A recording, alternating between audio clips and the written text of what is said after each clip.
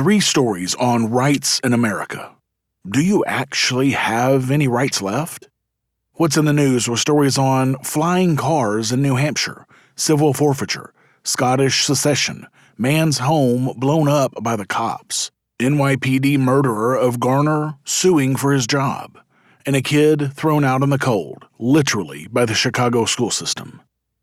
And an Ask Me Anything segment with your questions on fictional planets, vacation destinations, alcoholic beverages, Star Wars theme parks, Resist the Empire podcast, mainstream TV, League of Liberty, and Am I a Felon? This episode is brought to you by Health Excellence Plus, a health share that has saved my family thousands of dollars and can save you money too. Also brought to you by ForkFest, the annual decentralized Libertarian camping event that happens around PorcFest, with no tickets and no one in charge. Also brought to you by my dozens of supporters. Welcome to The Lava Flow, channeling the flow of information to the libertarian, anarcho-capitalist, voluntarist, and agorist community. Find us at thelavaflow.com. Here's your host, Roger Paxton.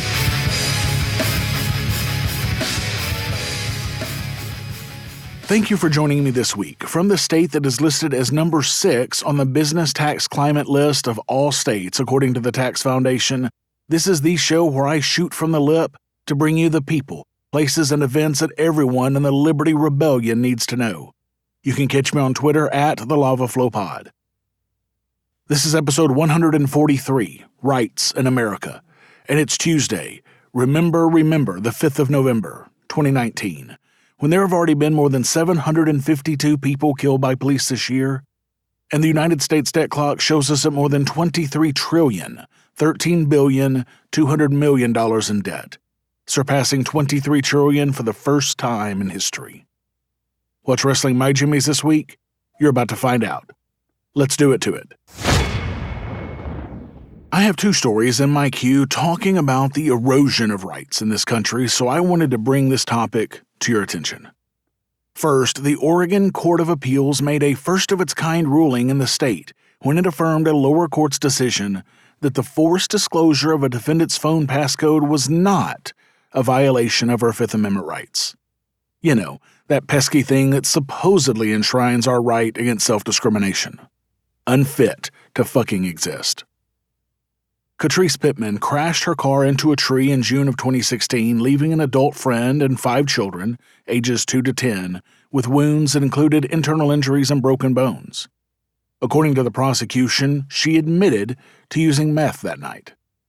Pittman pleaded guilty to driving under the influence of intoxicants and 5 counts of second and third-degree assault. Another charge that the prosecution had been pursuing and hoping to reinforce with evidence from Pittman's phone was that she was allegedly dealing methamphetamine. That charge was later dismissed. A Marion County judge sided with police and prosecutors by ordering Pittman to enter her passcode, and on Wednesday, the Oregon Court of Appeals agreed with that ruling. Her defense attorney argued that forcing her to do so would violate her rights against self-incrimination under the Fifth Amendment of the U.S. Constitution and Article 1, Section 12 of the Oregon Constitution. And of course it would, folks. But the government body, supposedly existing to protect our rights, told her to go pound sand and give evidence against herself. But the Court of Appeals ruled that because police already had good reason to believe the phone was hers, given its location in her purse, the fact that she knew its passcode was already a, quote, foregone conclusion. In other words, she could be compelled to cooperate as an exception to her constitutional rights. You heard that right, folks. An exception to her constitutional rights. I'm sorry, there are no exceptions to rights. The foregone conclusion standard keeps cropping up in cases just like this one. It allows prosecutors to bypass Fifth Amendment protections if the government can show that it knows that the defendant knows the passcode to unlock a device. Go figure. And as if this miscarriage of justice was not enough, the People's Republic of Massachusetts said, "Hold my beer." As an aside, the only border wall that I could ever support is one to the north of Massachusetts at the New Hampshire line. A Boston Democrat has proposed a state law that would penalize the use of the B word when used to demean another person. and that word is not boy. It's bitch. You know, like this whiny little bitch who proposed this law. So much for the First Amendment, too. The bill, filed by whiny little bitch, State Rep Dan Hunt, proposes adding 2 sentences to the section of state law that assigns fines and other penalties for various offenses, such as crimes for common nightwalkers, indecent exposure, and disturbers of the peace. The bill says, a person who uses the word bitch directed at another person to accost, annoy, degrade, or demean the other person shall be considered to be a disorderly person in violation of this section. Alleged violations can either be reported by the person the word was directed at or by witnesses, the proposal says. According to the bill, penalties would be similar to those outlined in the other subsections of the state law, which, depending on the subsection, provide for a fine of not more than either $150 or $200, or, and I shit you not, jail time of up to 6 months for calling someone a bitch. Yes, it bears repeating yet again. As Lysander Spooner said, but whether the Constitution really be one thing or another, this much is certain, that it has either authorized such a government as we have had or has been powerless to prevent it. In either case, it is unfit to fucking exist. Okay, so I may have added a word to that quote, but you get the idea. 10 points to anyone who figures out which word was mine. So much for rights being part of your existence, as the Declaration of Independence states. If the government is really going to exist, then it has one fucking job, and that is to protect the rights that we have as human beings. And they can't even get that right, going so far as to strip those rights away at every turn. But what discussion of rights would be complete without a discussion of the right to keep and bear arms? Great news is that Cody Wilson is back at the helm of Defense Distributed, and they are releasing a new product to boot. Wilson said that he was invited back by Paloma Heindorf, who took over the company after Wilson was arrested in 2018 for paying an underage girl for sex. He also said that the company would be launching a new Ghost Gunner milling machine designed to help manufacture firearm parts on a DIY and small business scale. Wilson's return will put him back at the center of the legal battle over homemade firearms and just how far Second Amendment protections extend. He has for years now been at the center of several lawsuits seeking to curtail the distribution of firearms blueprints online, circling this segment right back to the First Amendment. His new brainchild will produce finished gun parts for popular firearms like the AR-15 and the 1911, using basic templates and raw materials, but this one will work 5 times faster than previous models and will manufacture steel AK-47 parts as well. Badass. Wilson said, "It's got twice the build volume. It supports the AK-47 now. It has a variable frequency drive. It's a totally different animal." Wilson described it as the ideal iteration of the mini CNC machine. He said, "It took us 5 years to figure it all out, but, if we had like an unlimited time and budget to design this machine, this is what this would look like. Only like 6 parts, I think, are carried over from the previous generation. It's completely rebuilt." Now, pre-orders have already begun for the Ghost Gunner 3, and they're just about sold out already. Just as a reminder, folks, Christmas is coming up soon. Just ask my wife, who is chomping at the bit to put up our Christmas tree already. I mean, she literally asked the day after Halloween. I shut that shit down real quick. Anyway, this Christmas, don't forget your favorite podcaster by sending me, him or her, of course, a Ghost Gunner 3. There are only 6 pre-orders left out of the 500 that they put up. You can reserve one today for only $500 and pay the rest of the full price of $2,100 when it releases in January of 2020, only a couple of months away. Just remember, whoever buys one of these for their favorite podcaster would be that podcaster's favorite listener ever. Whoever that podcaster might be. What's in the news? The news you need to know from a libertarian perspective. First of all, I want to apologize for not having a show out last week. I was sick as a dog with all sorts of head and chest cold gunk, and my voice was barely hanging on, so there was no way I could have done a show. I'm sure you can probably still hear it in my voice even today. Thanks to everyone who reached out to check up on me. That means the world to me, guys. In New Hampshire, it's like this too news. New Hampshire is preparing for life with electric cars and is starting to think about life with self-driving cars. But there's another automotive option on the horizon that needs to be considered.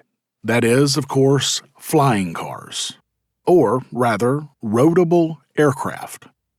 That's the term used in a proposed state bill, apparently the first of its kind in the country, which is designed to ease the way for this new class of transportation. It's also the term used by the two companies with a presence in New Hampshire, who are developing vehicles that can go on roads as well as through the air. Why this clumsy-sounding terminology?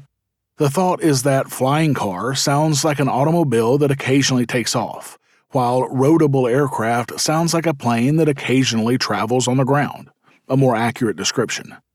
These vehicles require airport runways to take off and land, and on the ground they collapse their flight gear like a bug retracting its wings in order to hit the road. Roadable aircraft face two big obstacles. One, of course, is government regulations. Flying vehicles are overseen by different agencies and governed by different rules than driving vehicles. Proposed legislation in New Hampshire takes direct aim at that. The other challenge to roadable aircraft, of course, is technical. Things that make a viable, safe car can get in the way of being a viable, safe airplane and vice versa. PAL-V and Terrafugia have tackled this problem with very different approaches, starting with something as basic as the number of wheels. Terrafugia's models have 4, like a car, but PAL-V has only 3, 1 in the front, 2 in the back, like virtually all small planes. Who will likely be the customers for roadable aircraft? There are likely to be people who would otherwise own a private plane and need an easy way to cover that last mile from the airport to their final destination, either for a long commute or for occasional trips. Representative Keith Ammons in New Hampshire drew a parallel to a seaplane, an amphibious plane that has floats on it. It can be a boat, but nobody thinks of it as a boat. You're not going to putter around on your seaplane if you're going water skiing. So you're not likely to putter around town in your roadable aircraft either. Whether you'll be able to fly in one anytime soon remains to be seen, but if it happens, it may well happen in New Hampshire first. Folks, the future is now, and New Hampshire is leading the way yet again. If flying cars is something you've always wanted, if you always saw yourself as one of the Jetsons, then get your ass up here. In legal theft news, letting South Carolina police and prosecutors seize and keep cash, cars, and other valuables and use the proceeds to pad their budgets violates the 5th, 8th, and 14th Amendments, a circuit court in Horry County, South Carolina ruled. 15th Judicial Circuit Judge Stephen H. John declared that South Carolina's civil forfeiture laws, which let the government seize unlimited amounts of cash and other property when no crime has been committed, run afoul of the U.S. and South Carolina Constitution's guarantees of due process and bans on excessive fines. The court's decision comes on the heels of a wide-ranging, multi-part investigation into civil forfeiture by the Greenville News. Across the state, South Carolina agencies seized $17.6 million between 2014 and 2016. More than 1,500 individuals, or roughly 40% of all forfeiture cases in the state, had their property taken, despite never being convicted of a crime. Their reporting further found that 65% of all money police seize is from black males, like the defendant in the Horry County decision, Travis Lee Green, even though African American men account for a mere 13% of the state's population. Galvanized by the investigation, South Carolina lawmakers backed legislation that would completely abolish civil forfeiture in the state. Unfortunately, the bill didn't fully account for the state's procedural idiosyncrasies and how it forfeits property. It stalled. A fully revised version is expected for next year's session, though. Judge John asked attorneys for the solicitor's office to submit a brief outlining the constitutionality of the South Carolina civil forfeiture statute. Fully briefed in August, Judge John excoriated South Carolina's civil forfeiture law, which, he says, place the burden on the property owner to prove they're innocent, and grant the government unfettered authorization to seize unlimited amounts of property from citizens without regard to the proportionality of the offense committed. The judge, however, saved most of his analysis and ire on the profit incentive behind civil forfeiture. Under state law, the seizing agency gets the first $1,000 of any cash seized, as well as 75% of the remainder. Prosecutors receive 20% of the proceeds, with the remaining 5% sent to the state's general fund. Law enforcement agencies can then use forfeiture proceeds to cover program expenses, like salaries for forfeiture officials. According to Judge John, South Carolina forfeiture programs have de facto power over their own spending. The more revenue they raise, the more they can spend. As a result, this form of self-financing creates an institutional incentive for forfeiture program officials to vigorously pursue forfeitures that violates the constitutional right to due process. Judge John wrote, quoting a 1980 Supreme Court decision, "The Due Process Clause entitles a person to an impartial and disinterested tribunal in both civil and criminal cases. Due process does not permit any procedure which would offer a possible temptation to the average man, as a judge, to forget the burden of proof required to convict the defendant, or which might lead him not to hold the balance nice, clear, and true between the state and the accused." Now, this is great news for the eventual death of this legalized theft that has gone on for far too long. Hopefully, this will continue being challenged all the way to the Supreme Court, so we can finally receive definitive relief from this oppressive, abusive, and corrupt practice of theft. As most of you know, I was laid off from my 9-to-5 Director of IT job last summer. Among the many terrifying things about losing your job is losing your health benefits. Our family went about 6 months without any kind of health insurance, and the anxiety and worry that came along with that was not insignificant. But after spending dozens of hours researching our options and quickly rejecting the $2,000 a month price tag that came with the options available with traditional insurance, we found Health Excellence Plus, a health share that was a fraction of the cost, and we're glad we did. Only a few weeks after joining as members of this health share program, my wife was diagnosed with a common skin cancer that requires an expensive procedure to remove the cancer and another surgery to repair the damage done from the cancer removal. When this is all said and done, Health Excellence Plus will have saved our family thousands of dollars, and I'll bet they can save you money too. Health Excellence Plus is a health share that meets the requirements of the Affordable Care Act, Obamacare. A health share is a community of like-minded, health-focused members who have joined together to share each other's medical costs above an amount they can comfortably afford. A health share is not traditional health insurance. It is designed to be a catastrophic coverage for major items, like my wife's surgery. The cost of an average family insurance policy for a primary 45 years old with a $5,000 deductible is $1,450 per month. A Health Excellence Plus $500 initial and shareable amount with a healthcare strategy is only $783. Get started saving money today at thelavaflow.com/health. That's thelavaflow.com/health. In Secession news, thousands rallied in Glasgow calling for Scotland to become an independent country, with First Minister Nicola Sturgeon telling the crowds that their goal was within touching distance. The Scottish National Party, SNP leader, was the headline speaker at the event in George Square, the first time she has addressed an independence rally since the 2014 referendum campaign, with a crucial general election looming just next month. Sturgeon is expected before Christmas to formally ask for a Section 30 order, which would give Scotland's devolved government permission to stage a referendum.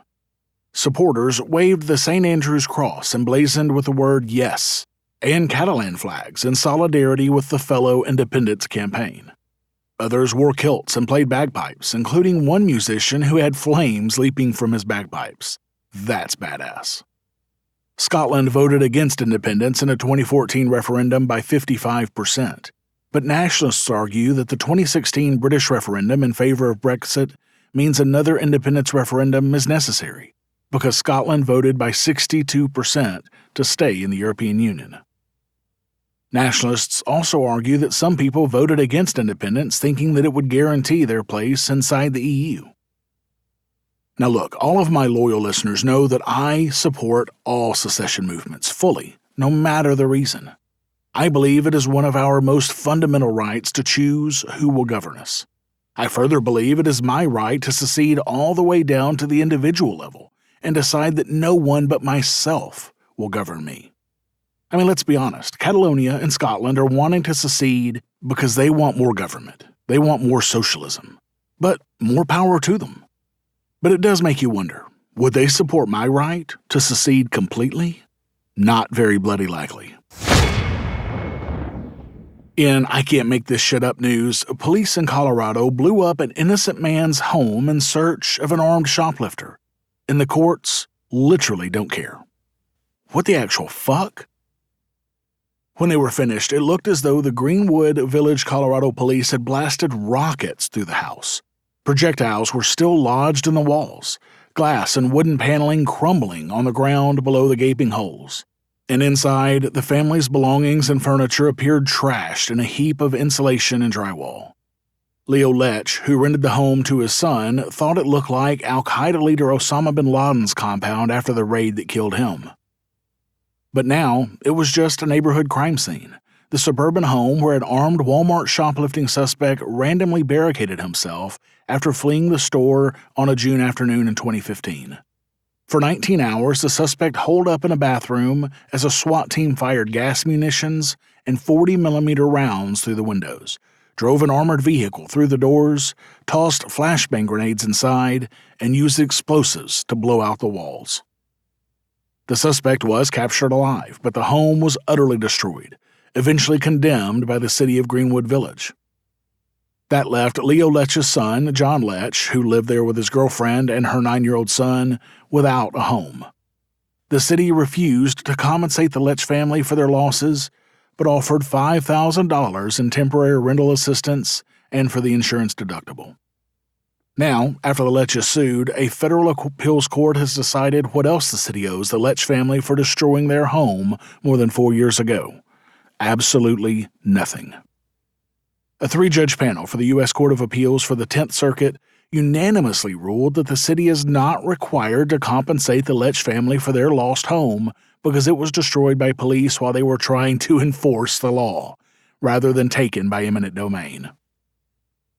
The Leches had sued under the Fifth Amendment's Takings Clause, which guarantees citizens compensation if their property is seized by the government for public use.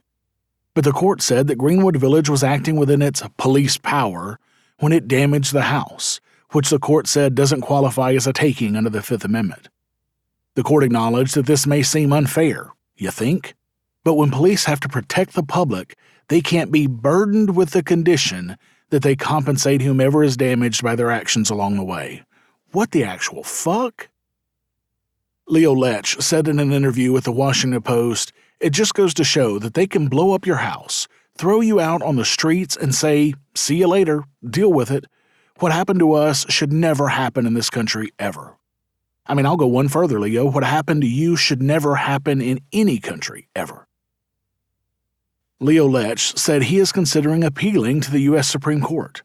Police must be forced to draw the line at some point, he said, preferably before a house is gutted, and be held accountable if innocent bystanders lose everything as a result of the actions of law enforcement. His expenses to rebuild the house and replace all its contents cost him nearly $400,000, he said. While insurance did cover structural damage initially, his son did not have renter's insurance, and so insurance did not cover replacement of the home's contents. And he says he is still in debt today from loans he took out. Lech's lawyers pointed to a 1991 Minnesota case in which the state Supreme Court sided with a woman whose house was damaged by police with tear gas as they sought to apprehend a suspect. In a 1980 Houston case, the Texas Supreme Court sided with a couple whose home was badly damaged as police sought to apprehend 3 suspects who barricaded themselves inside. I mean, come on. This is just gross. This gives government officials the leeway to completely destroy the home of innocent people with absolutely zero responsibility, even for the taxpayers who fund them. This was all over a few t-shirts and a belt that was shoplifted from the store, likely less than $100 in merchandise. These jackoffs put dozens of people in danger, chasing this guy in his car and then trying to blow up a home. I wonder if the case would have been any different if the cops had started a fire in the home that spread to neighboring houses and burned down the whole fucking neighborhood. Probably not, though, since they have all the qualified immunity that they need to do whatever the hell they want in their pursuit of justice. I had the awesome pleasure of joining liberty-minded voluntarists, anarchists, and libertarians for the 3rd annual ForkFest in June in the beautiful White Mountains of New Hampshire, and I had a blast. I've now been to all 3 ForkFests, and I don't plan on missing a single one. This year, the event at least tripled in size from last year, with tons more people there and several food vendors. ForkFest is a decentralized camping event where no one is in charge. This means there is no ticket cost to attend the event.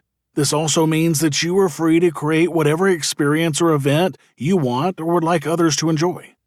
You can connect with other ForkFesters via the unofficial Telegram chat or the ForkFest forum at the unofficial website forkfest.party. That's forkfest.party. Keep an eye out for the dates for next year's event, which will likely be in late June. I hope to see you at ForkFest next year. In Bad Boys news, the NYPD officer who was fired for choking errant Garner to death is suing to get his job back. Former NYPD officer Daniel Pantaleo's lawyer says it's arbitrary and capricious to fire a cop for choking a guy to death over black market cigarettes. As if it's not arbitrary and capricious to murder a man with a chokehold over selling Lucy's. Fuck Pantaleo in the neck while he's in a chokehold. Pantaleo has hired attorney Stuart London of Worth, Longworth & London, a Manhattan firm that specializes in representing police officers, and is now suing to get his job back. It's hard to imagine the NYPD putting Pantaleo back on patrol even if they were forced to rehire him. Every arrest or physical altercation between Pantaleo and any suspect is just another lawsuit waiting to happen. And New York spent $230 million last year just settling police lawsuits. Let me read that to you again, in case you missed it. New York last year spent $230 million settling police lawsuits. But getting back on a patrol route might not be the point of this lawsuit. The New York Post notes that the circumstances of Pantaleo's firing means that he won't get a full pension, but he will be able to recoup any money he paid into the fund during his time there. Getting put back on the force, even in a desk job, would put him back on track for a publicly funded retirement plan where he'd eventually retire on his own terms. The Post notes that Pantaleo was making $85,292 a year as a cop before being fired. Look, the citizens of New York have zero obligation to bankroll officers who have abused their power. Pantaleo had his chance to be a good cop and retire on the taxpayer's dime. He had his opportunity to not break NYPD protocol with his chokehold and kill Eric Garner. He chose to kill a man. And frankly, he should be in fucking jail right now, with no opportunity to sue the city for anything. In Indoctrination Center's news, the family of a 9-year-old Chicago student sued the city's school system, accusing staff members of manhandling the boy and forcing him out of the building in 40-degree weather without a coat. Yvonne Pinkston, the boy's mother, said officials at Fisk Elementary School on Chicago's South Side threw her son out into the cold alone while only wearing short sleeves in March after he complained about being bullied by classmates, according to the lawsuit. The Herbert law firm, which is representing the family, released surveillance video from the school, appearing to show a security guard dragging the boy into the principal's office and then forcing the fourth grader out of the building as the school's counselor and principal watched from nearby.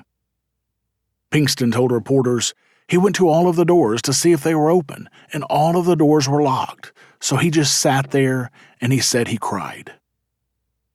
School staff eventually called 911 to request an ambulance, claiming the child, who was listed as KS in the suit, had been scratching, biting, and kicking according to the lawsuit, which was filed on Monday.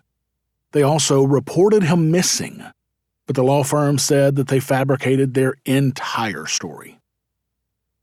The law firm said in a statement, CPS officials at Fisk Elementary School lied to police after they shoved and pushed a 9-year-old boy onto the streets of Englewood, one of Chicago's most violent neighborhoods, with no coat in cold weather during the middle of the school day, and claimed he was a missing person who was violent.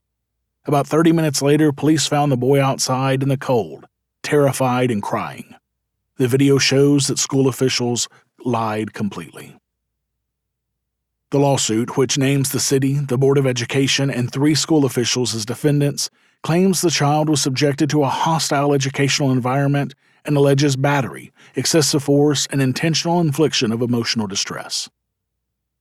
The lawsuit says KS's experience at Fisk has left him with lasting emotional wounds. KS sees a psychologist weekly to help him overcome the trauma that he endured at the hands of the school administrators at Fisk.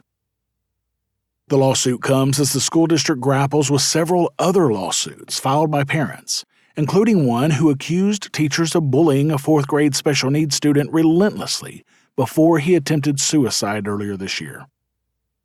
Jamari Dent, 11, tried to hang himself in February after more than a year of chronic and violent bullying at the hands of students and staff members at 2 Chicago schools, according to a lawsuit filed in June. Dent, who attended Evers Elementary before transferring to Woodson Elementary, survived the February 18th suicide attempt, but the incident left him with permanent brain damage and other life-threatening injuries.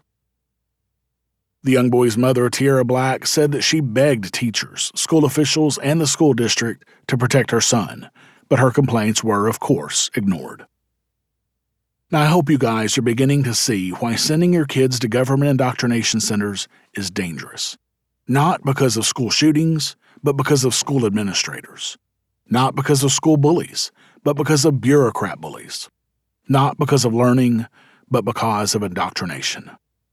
If this show helps to get one kid out of that environment, then it has been 100% successful to me.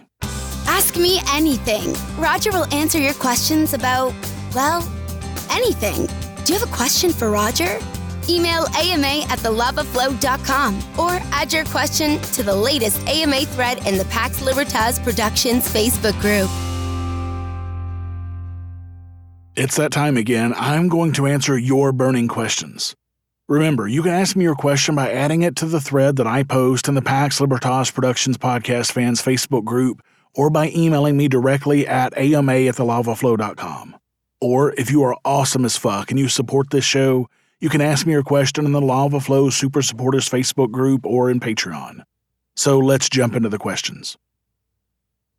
Since I was running low on questions a couple of weeks ago, I posted for more questions. And holy shit, man, you guys responded in spades yet again. I got a ton of new questions.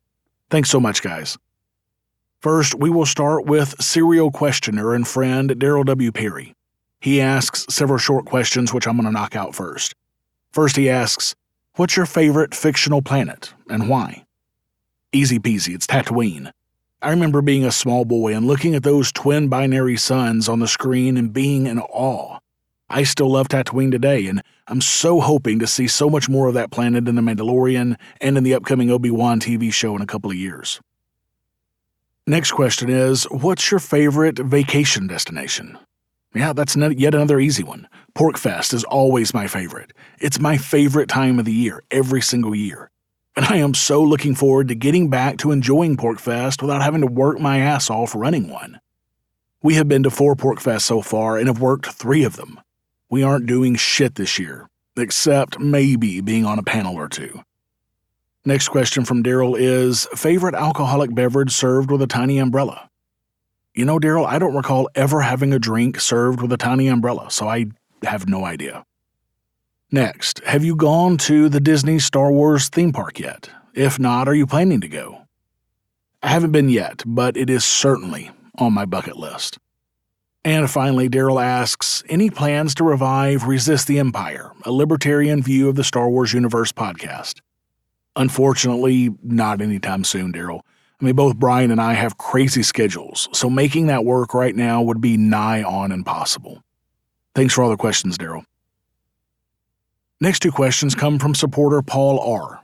He asks, what mainstream entertainment TV shows do you watch? Frankly, Paul, not a whole lot. Jess and I cut the cord something like, 10 years ago now. We don't watch a lot of TV shows together, mostly movies and documentaries. We're dorks like that.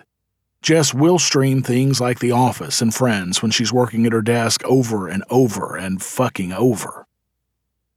But we were pretty heavily into Game of Thrones because we were huge fans of the books prior to the show coming out. But damn, that last season just had way too many characters doing things that they would never do, like Varys, for example. And giving the throne to Bran? What the actual fuck? And sending Jon to take the Black again when there's no need for the Wall anymore? None of it made any fucking sense. Frankly, I am really glad that Benioff and Weiss are not doing the Star Wars movies that they said they were going to do. Although I was hoping at one point that they would do something very much like Knights of the Old Republic. Maybe somebody else can pick that up. Of course, I do watch anything and everything that comes out that's related to Star Wars. As I said, I'm really looking forward to The Mandalorian and the Obi-Wan series. I also love watching Resistance with my boys. And a new season of Clone Wars coming out early next year, and a show following Cassian Andor are both coming soon, so I'm looking forward to those as well.